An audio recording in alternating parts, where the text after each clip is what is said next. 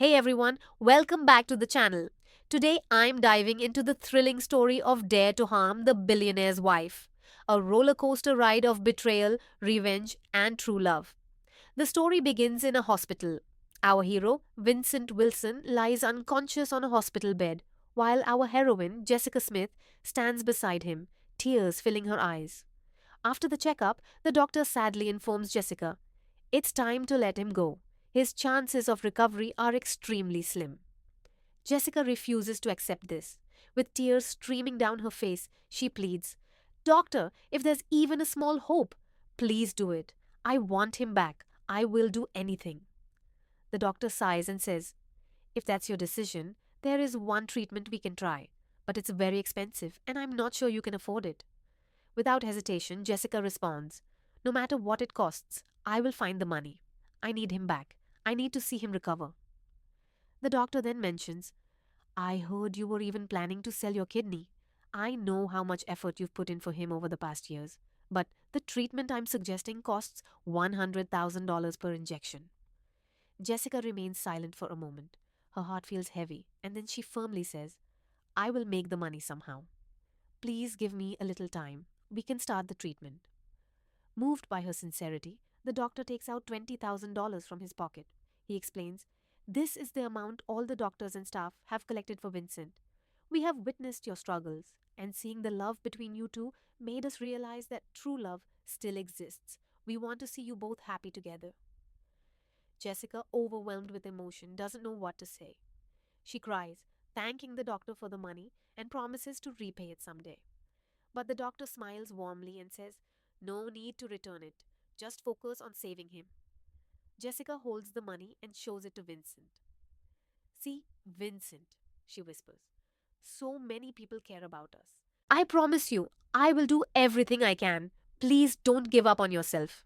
As she says these words, they notice Vincent's fingers slightly move, a small but powerful sign of hope. Meanwhile, we are introduced to Wendy Wilson, Vincent's mother and the powerful chairwoman of the Wilson Group, the largest conglomerate in the US. Wendy arrives at her company headquarters, where a crowd of reporters awaits her. They ask, Now that the CEO seat is vacant, are you keeping it reserved for your son? Wendy, maintaining her composure, replies, Yes, but my son has been missing for 3 years. We are all waiting for his return. She then walks into the company, determined and strong. Behind the scenes, Wendy has formed a special team to search for her son. She announces that anyone who finds him will be rewarded with a massive donation. At the same time, she warns if anyone dares to deceive her, they will face serious consequences. On the other side, Jessica's struggles continue. She works at a small burger shop, taking on multiple jobs just to cover Vincent's treatment. Some kind hearted customers give her tips after seeing her dedication, and Jessica smiles through her hardships, grateful for every little help. Jessica's brother Ben is deeply worried for her. He watches his sister working herself to exhaustion every day and pleads with her to think about her own well being. Ben reminds her of their parents. How hurt they were when Jessica left home 3 years ago after arguments over Vincent. But Jessica gently explains, Ben, we have our father and mother. Vincent has no one. He's an orphan. I am the only family he has. I cannot leave him behind. Hearing her words, Ben feels emotional. He steps closer and hands Jessica a bank card saying, There's $500,000 here. You can use it for Vincent's treatment.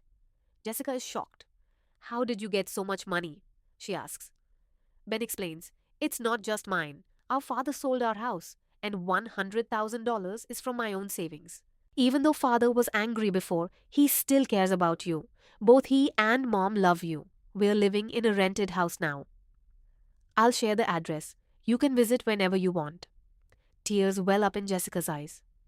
She promises Ben, I will come and see father soon. Ben gently reminds her, Today is Dad's 60th birthday. Meanwhile, Jessica's parents, Edwin and his wife, are working hard, even on Edwin's 60th birthday. Jessica's mother lovingly asks him to take some rest for his special day, but Edwin insists on continuing work to support the family. At that very moment, Jessica arrives, pushing Vincent in a wheelchair. Seeing her father and mother after 3 long years, Jessica becomes emotional. She presents a pie she baked and says, "Dad, this is my gift and your birthday cake. Let's cut it together." Edwin, filled with sadness and love, hugs his daughter tightly. Jessica also hugs her mother, and the small family reunion brings tears and smiles all around. Just as the family is sharing an emotional moment, Jessica's aunt, Pansy Nolan, and her cousin, May Nolan, arrive at the house. Both of them are known for making sarcastic jokes, especially about money matters.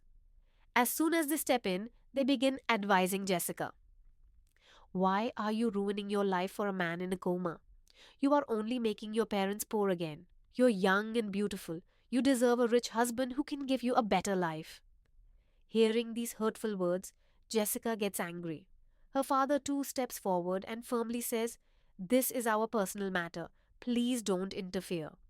Ignoring their protests, Jessica's aunt smiles and says she has actually come with a marriage proposal.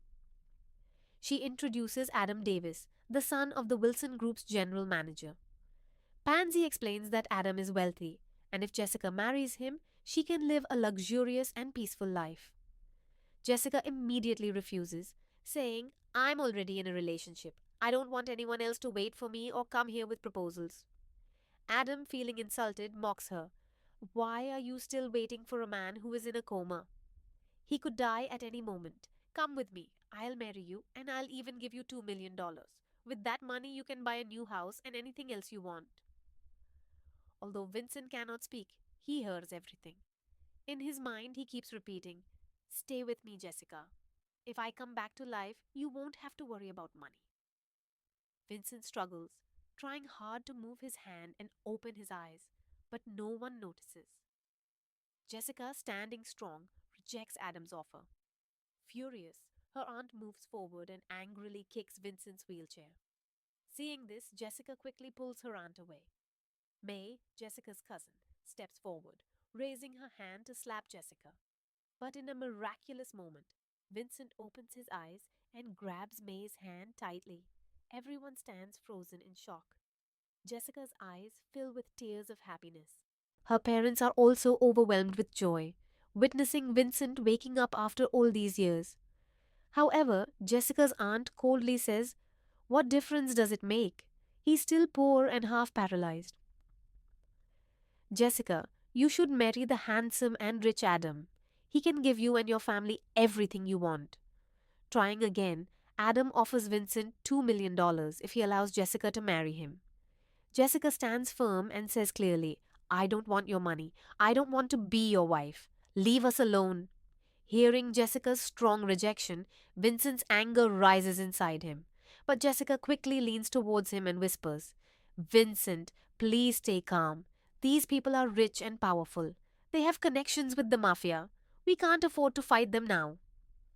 Seeing Jessica's patience, her aunt, cousin, and Adam laugh and continue mocking them. Adam, filled with arrogance, then says directly to Vincent, "I'll give you a special offer. If you bring Jessica to my bedroom, I'll pay you $200,000.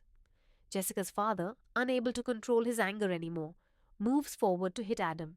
But Jessica's mother quickly holds him back, trying to prevent a fight. Jessica, furious and humiliated, shouts at Adam. But Adam grabs Jessica's hand tightly and sneers, "Let's see what you can do now." Jessica struggles hard to free herself, but Adam's grip is strong. He even tries to kick Vincent's leg cruelly. Vincent attempts to stand up, but his body is still paralyzed and weak. Jessica's father steps forward angrily and warns Adam, "Let go of her, or I will kick you out myself." Adam laughs mockingly and says, "You old man, if you say another word, I'll make sure you die right here." Despite his weakness, Vincent stares at Adam coldly and says, "Go ahead and laugh now, because this will be the last time you laugh. You will soon know who I truly am." Gathering what little strength he has, Vincent asks Jessica to hand him her phone. Jessica quickly gives it to him. Vincent calls his mother, Wendy Wilson. As soon as Wendy hears Vincent's voice after 3 long years, tears of joy fill her eyes. She immediately asks for his location, and Vincent shares it. Wendy, without wasting a second, orders her security team to prepare the private jet. She tells them she must leave immediately to bring her son home, the son she had been desperately waiting for all these years. Meanwhile, Jessica's aunt, cousin,